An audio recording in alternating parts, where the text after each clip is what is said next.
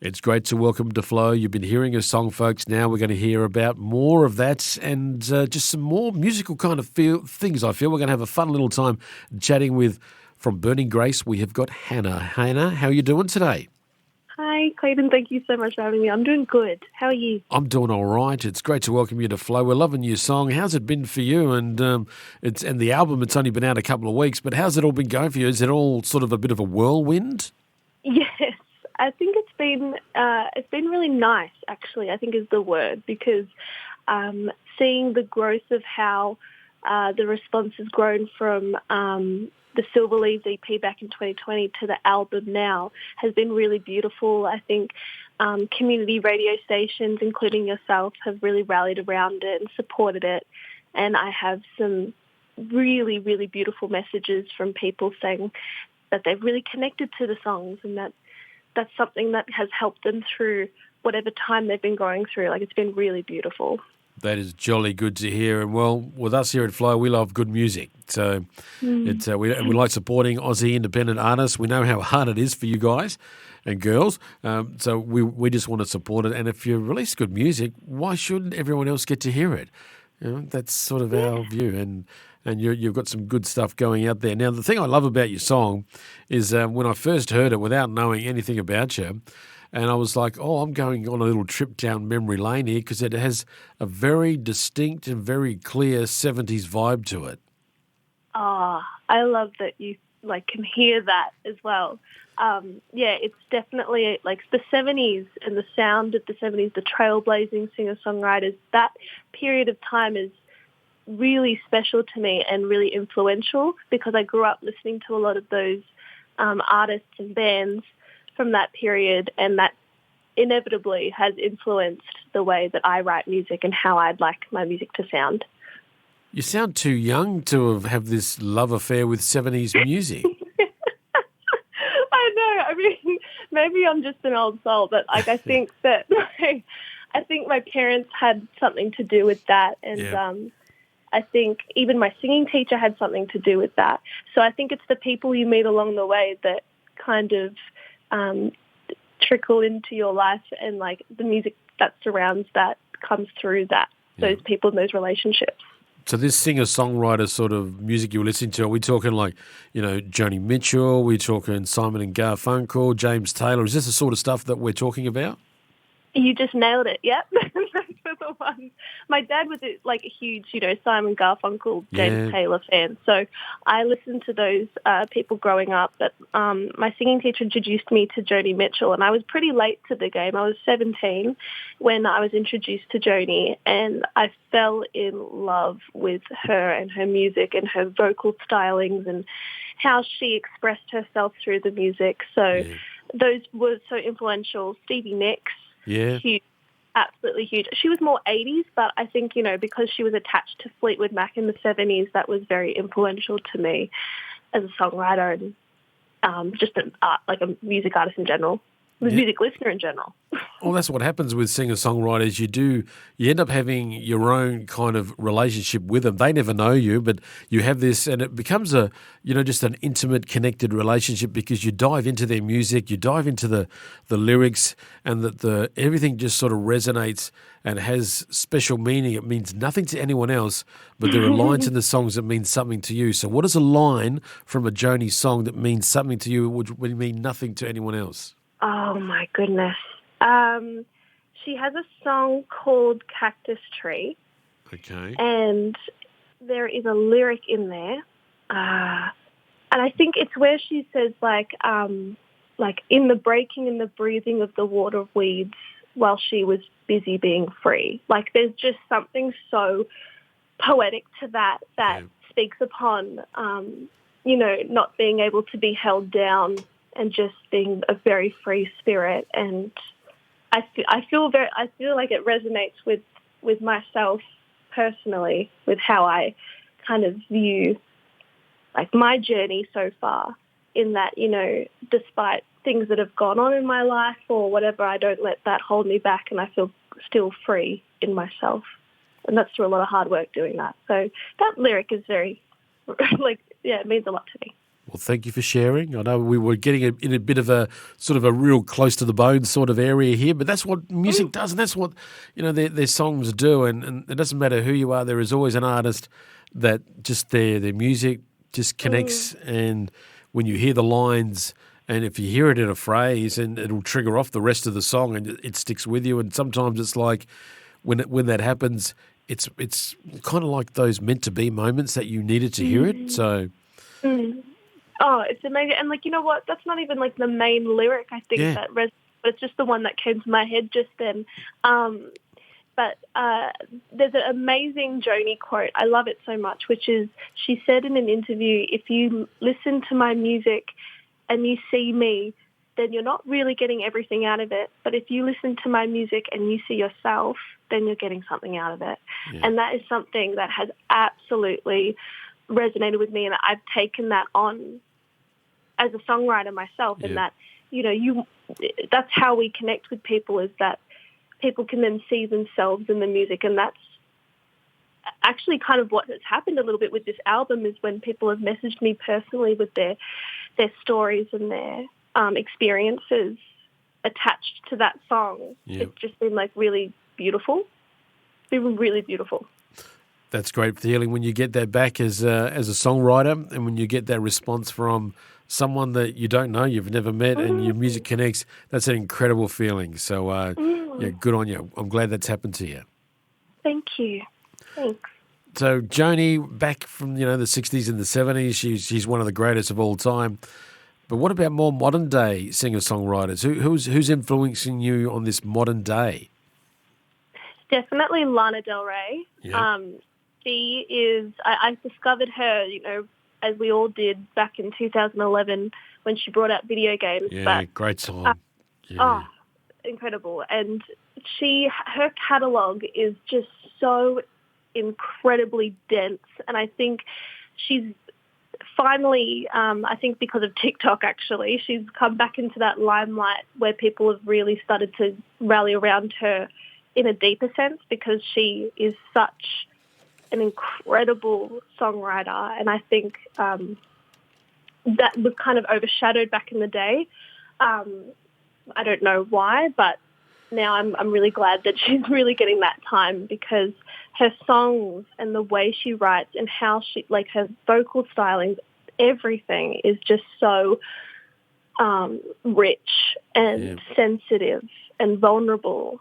And I think that that's something that I also resonate with, is that kind of sensitivity that can come out of the songwriting that she seems to do so well. So underrated in my view is Lana Del Rey. It's so underappreciated. So I hear exactly what you're saying. I'll just tell you a quick little story. I was in this record store several years ago. It was after Video Games had came out. It was just on the time that she'd released her album Ultraviolence. And I was in this record store, and I was there, and I was just killing some time while I was waiting for my wife, who was doing some shopping, and I refused to go and do that sort of thing. So I wanted to do something for me. So I was in this record store, and Ultraviolence was being played on vinyl. And it just, the way it sounded in the store, and I could have just walked in and been there 10 minutes and walked out, but I stayed there as the guy changed sides, went to the next side, and it was done as a double album, and then he went to get the next one. And I was there, and I noticed that there was a few other people. We're all sort of hanging around, just thumbing through, not really doing anything. And I think he then realised that we were actually in there just taking all the music in and the way it was coming across to us, and we were all listening to it, and we were all sort of sharing a moment. And then it was kind of like, once we realised that, it was like, we better get out of here. It was like we were discovered. But it was just, it's always, I've never forgotten that moment in that record store listening to that album, and it's still one of my favourites now. And it takes me back to that moment when I felt I was listening to it myself, and it was just my little secret. And then, I look around and, hang on, there's other people here. Oh, no, I don't want to be discovered. I've got to get out of here. So, yeah. Wow, that is a beautiful story. That is amazing. The fact that, it was something that it was a communal experience, but it was actually a very personal one at the same time. Unexpected, and that's one of the beauties of music, is that it can get you in an unexpected moment. And who would have thought that? Yeah, just wandering into Kill Time, and I'm just listening and going, wow, this sounds really cool. I'm enjoying this, and I was just looking through and thinking, oh yeah, I remember this album, and I was just taking it all in there. And it was just only when he went on to put on to the next, the second LP, and that's when I looked around and saw other people. I think we all just realised in a split second exactly what we were doing. And I felt sorry for the guy because everyone walked out. That's, you know what, put Lana back on. Just Lana on repeat, please. That's such a special moment. Wow. Music does that. It gives you those special moments. You've got a special moment coming up on to the 21st of July. Tell us all about it. Yeah, I am performing at the TOF for the album launch that I'm putting on, and I'm very, very excited to say that I have my band with me. So that's the last band show for a while, full band. I have some beautiful supports, Vals and Asher Ryder West. Really, really excited to have, to celebrate the album and give a really, really warm experience for people. How's the rehearsals going? Were we getting a bit nervous at all? Do you know what? Funnily enough, I don't feel very nervous for it yet. I mean, I'm sure leading up to it, I'll be like, oh, guys. But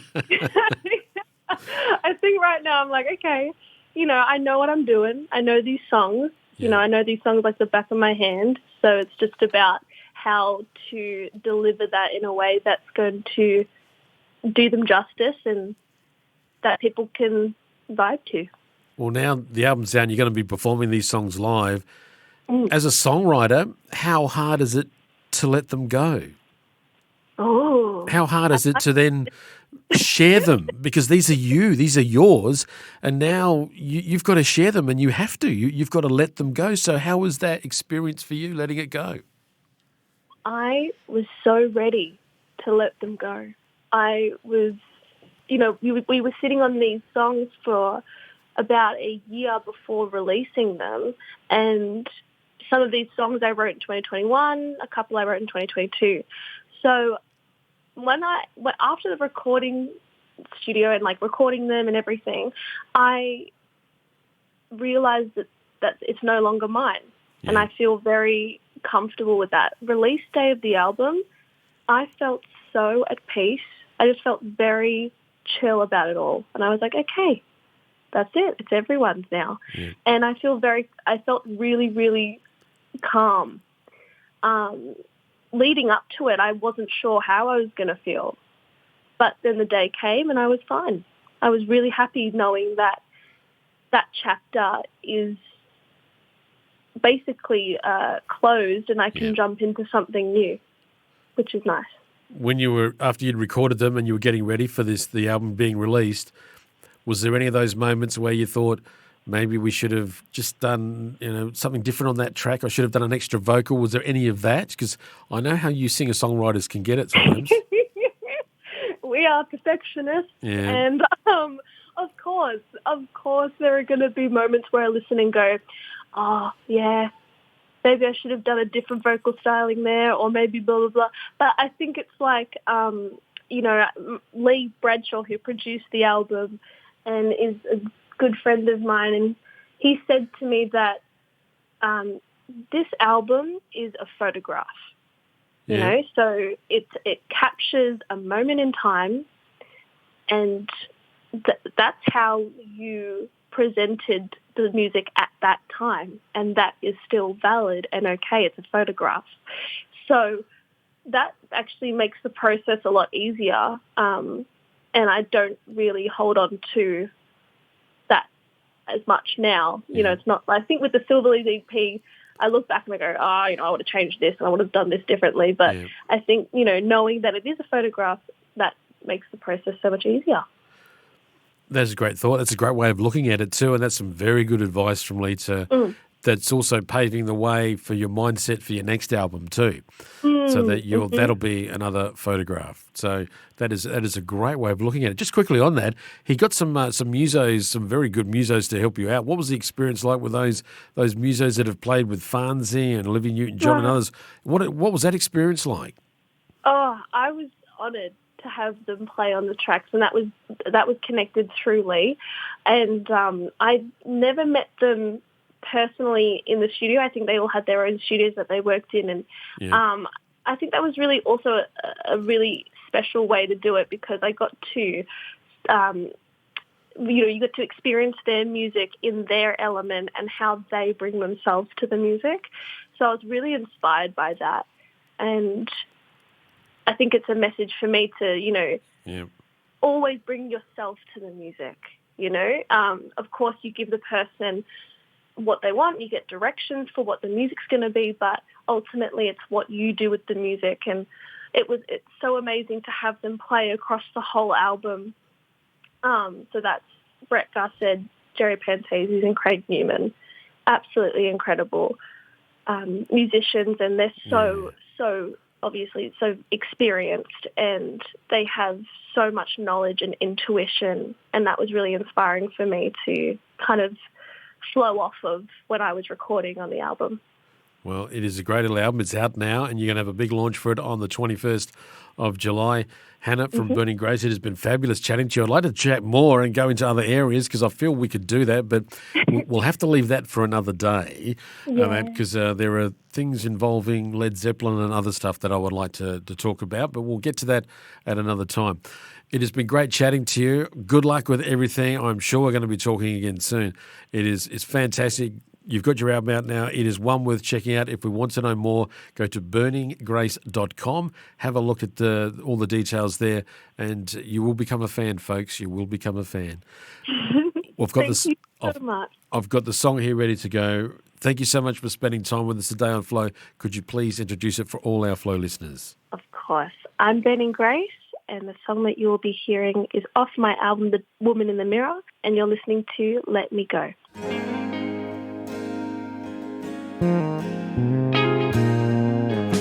She said it was a chain, but you called it protection. She said it was a trap, couldn't see our connection. She said pick up a goddamn mirror, break it and see the real picture. I'm not who I was, you're not either. Oh, you got to let me go, but I'll leave yet. We can make this burn slow. Oh, you got to let me go. Take a deep breath, let us still follow